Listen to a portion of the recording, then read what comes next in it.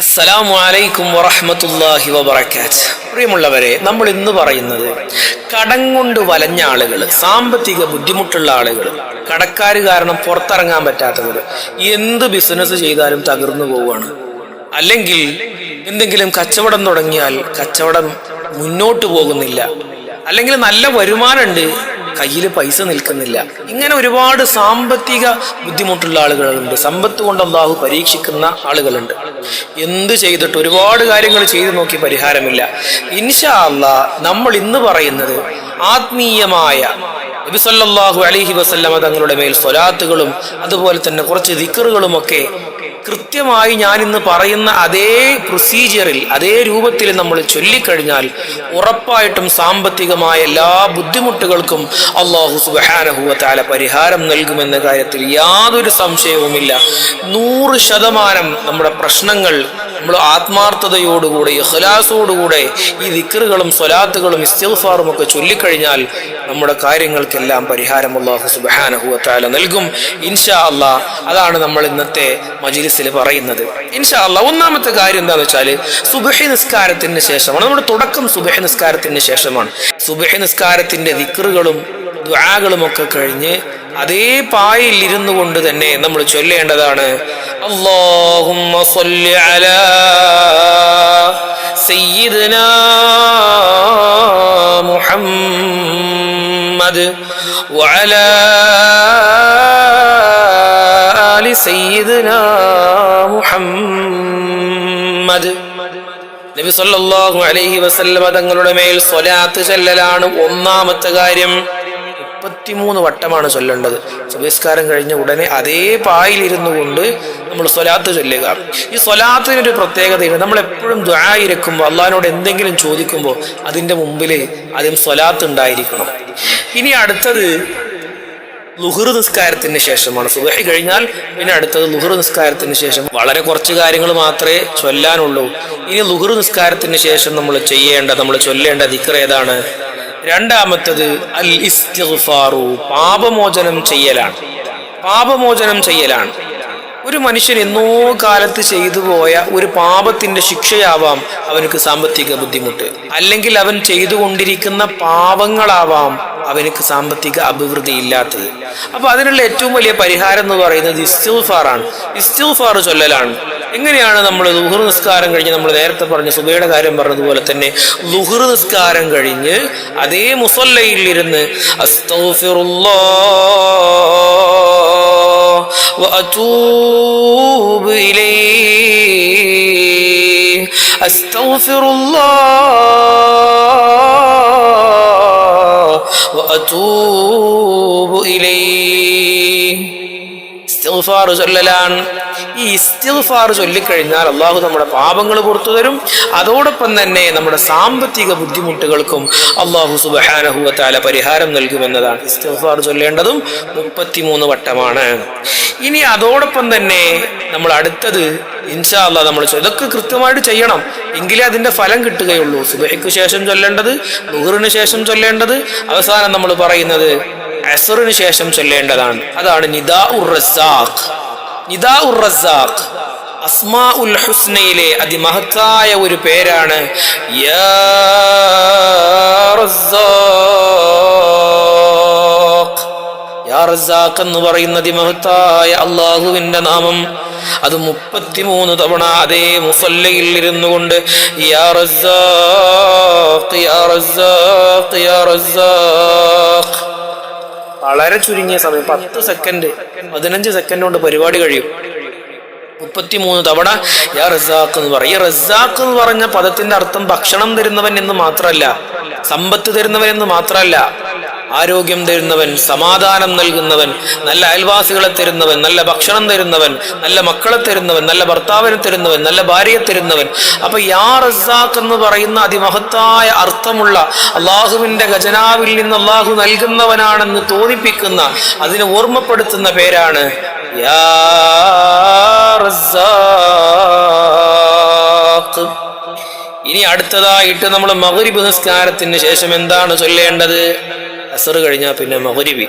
മഗ്രിബ് നിസ്കാരത്തിന് ശേഷം നമ്മൾ ചൊല്ലേണ്ടത്, നമ്മൾ ചെയ്യേണ്ടത് തിലാവത്ത് സൂറത്തുൽ വാഖിഅ, സൂറത്തുൽ വാഖിഅ പാരായണം ചെയ്യലാണ്. ഈ സൂറത്തുൽ വാഖിഅ എന്ന് പറഞ്ഞു കഴിഞ്ഞാൽ വലിയ മഹത്വമുള്ള ഒരു സൂറത്താണ്. സൂറത്തുൽ വാഖിഅയുടെ ഒരു പേരാണ് സൂറത്തുൽ റിസ്ഖ് വൽ ഖിനാ. ഐശ്വര്യത്തിന്റെയും ഭക്ഷണത്തിന്റെയും സമാധാനത്തിന്റെയും അഭിവൃദ്ധിയുടെയും സൂറത്താണ്.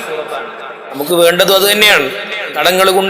കടങ്ങൾ കൊണ്ട് കുടുങ്ങിയ മനുഷ്യൻ, കടക്കാരെ കൊണ്ട് പുറത്തിറങ്ങാൻ പറ്റാത്ത മനുഷ്യൻ, ബിസിനസ്സിൽ അഭിവൃദ്ധി ഇല്ലാത്ത മനുഷ്യൻ, ഇവർക്കൊക്കെ വേണ്ടത് ഐശ്വര്യമാണ്.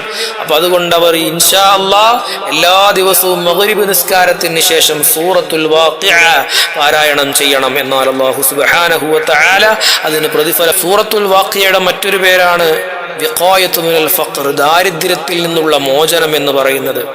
രണ്ടാണ്, സമ്പന്നനാവലും ദാരിദ്ര്യമോചനം എന്ന് പറയുന്നത് രണ്ടും രണ്ടാണ്. വലിയ ദാരിദ്ര്യത്തിൽ നിൽക്കലാണ്. കടം കൊണ്ട് വലഞ്ഞമെന്ന് പറഞ്ഞാൽ വലിയ ദാരിദ്ര്യം തന്നെയാണ്.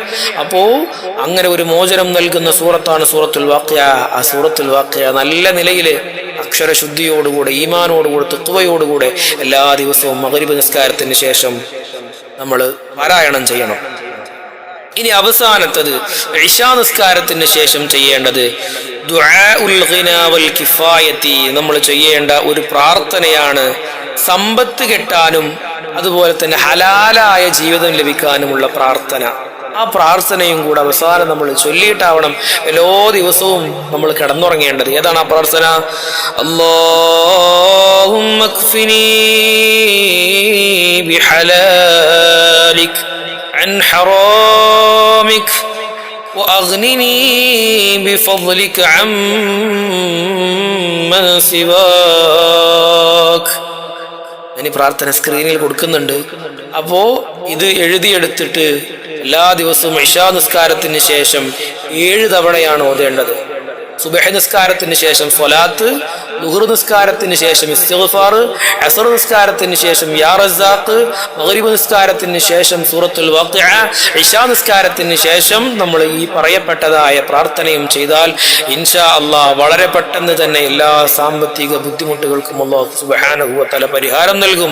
സമാധാനമുള്ള ജീവിതം നമുക്ക് ലഭിക്കും. അതുപോലെ തന്നെ നമ്മുടെ കച്ചവടങ്ങളിലും നമ്മുടെ ബിസിനസ്സുകളിലും നമുക്ക് സന്തോഷം ലഭിക്കും. നല്ല അഭിവൃദ്ധിയുള്ള സമാധാനമുള്ള ഹലാലായ സമ്പാദ്യം അല്ലാഹു സുബ്ഹാനഹു വ തആല നമുക്ക് നൽകും. ഇൻഷാ അല്ലാഹു നൽകട്ടെ. നമ്മുടെ പ്രാർത്ഥനകളൊക്കെ സ്വീകരിക്കട്ടെ. സാമ്പത്തിക ബുദ്ധിമുട്ടുകൾക്ക് അല്ലാഹു പരിഹാരം നൽകട്ടെ. നമ്മൾ കുറച്ച് ദിക്റുകളൊക്കെ ചൊല്ലിയിട്ട് ഇൻഷാ അല്ലാഹ് നമുക്ക് ദുആ ചെയ്യാം. ബിസ്മില്ലാഹിർ റഹ്മാനിർ റഹീം. അൽഹംദുലില്ലാഹി റബ്ബിൽ ആലമീൻ അർറഹ്മാനിർ റഹീം മാലികി യൗമിദ്ദീൻ. إياك نعبد وإياك نستعين اهدنا الصراط المستقيم صراط الذين أنعمت عليهم غير المغضوب عليهم ولا الضالين آمين. بسم الله الرحمن الرحيم. قل هو الله أحد الله الصمد لم يلد ولم يولد ولم يكن له كفوا أحد.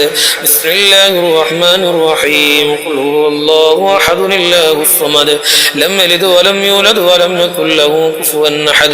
بسم الله الرحمن الرحيم. قل هو الله أحد الله الصمد لم يلد ولم يولد ولم يكن له كفوا أحد. بسم الله الرحمن الرحيم. قل أعوذ برب الفلق من شر ما خلق ومن شر غاسق إذا وقب ومن شر النفاثات في العقد ومن شر حاسد إذا حسد.